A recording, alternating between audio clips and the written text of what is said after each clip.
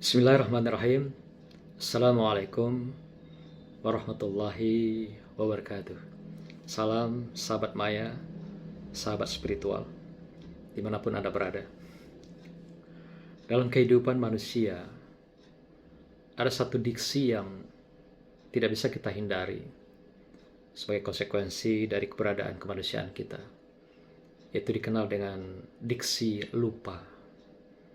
Setiap kita pasti mengalami lupa ini dalam kehidupan. Setiap kita pernah mengalami lupa dalam kehidupan. Lupa ini dikatakan dalam Kamus Bahasa Indonesia adalah sesuatu yang lama tersimpan di dalam memori kita, dan dia jarang dibicarakan, jarang dimunculkan, jarang ditampilkan dalam kehidupan, dalam aktivitas hari-hari kita. Sehingga dia lupa dalam memori kita. Dan umumnya lupa itu dia ditempatkan di dalam memori jangka panjang, long term memory. Sehingga jarak antara satu pesan dengan pesan yang lain terlalu jauh. Sehingga jarak yang jauh inilah membuat dia cenderung lupa dalam kehidupan kita. Akan tetapi ada diksi lain yang juga sangat populer. Misal kita temukan dalam surah Maryam ayat 23. Ada diksi kata yang sangat menarik di sana adalah nasian mansia, yaitu istilah atau diksi lupa yang dibikin lupa. Nah, ini boleh jadi terjadi dalam diri kita. Mengapa lupa itu bisa dibikin lupa? Boleh jadi karena faktor keterlenaan atau lena, sehingga orang jadi terlena. Boleh jadi faktor yang disebabkan oleh lalai, sehingga orang mengalami kelalaian dalam hidupnya. Inilah yang disilakan dengan adanya istilah lupa yang dibikin lupa itu. Apa yang menyebabkan orang lupa dalam kehidupannya? Dalam psikologi belajar, banyak teori yang mengungkapkan tentang teori lupa ini. Salah satu misalnya teori motivasi. Teori motivasi mengatakan bahwa orang cenderung melupakan di dalam hidupnya hal-hal yang tidak berkenan dengan hatinya, tidak berkenan dengan pikirannya, tidak berkenan dengan emosi dan perasaannya. Orang cenderung melupakan. Orang cenderung mengabaikan. Jadi apa saja yang memberikan spirit, yang memberikan gairah, yang memberikan semangat dalam hidup seseorang, itulah yang cenderung dimunculkan sebagai kekuatan motivasi yang mendorong orang menjadi berprestasi, mendorong orang menjadi berkualitas, mendorong orang menjadi profesional di dalam berkarya, berkarir, mengabdi, dan di dalam pekerjaannya, di keseharian. Jadi hal-hal yang sifatnya dapat merugikan, yang menimbulkan kesan-kesan masa lalu yang kelam, mengecewakan, frustrasi, kegagalan, konflik, dan berbagai hal yang sifatnya adalah menggerogoti sebuah keberhasilan, dia cenderung melupakan. Itu adalah proses yang disengaja, lupa yang dibikin lupa.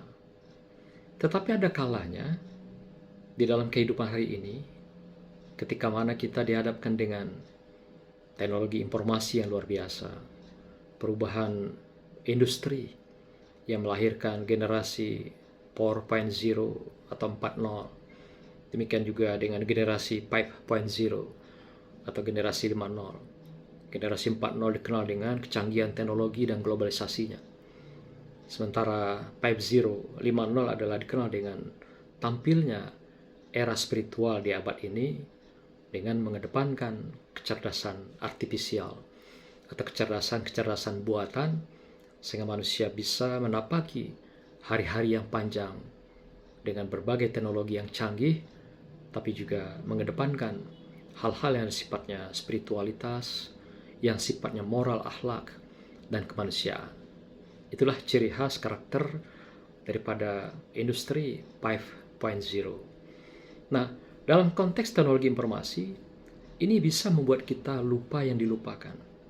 Kenapa? Terlalu banyak informasi yang kita terima tiap hari, setiap detik, setiap waktu, yang masuk dalam Android kita, masuk dalam berbagai web kita, sehingga kita terlena, sehingga kita lalai dengan beragam informasi itu.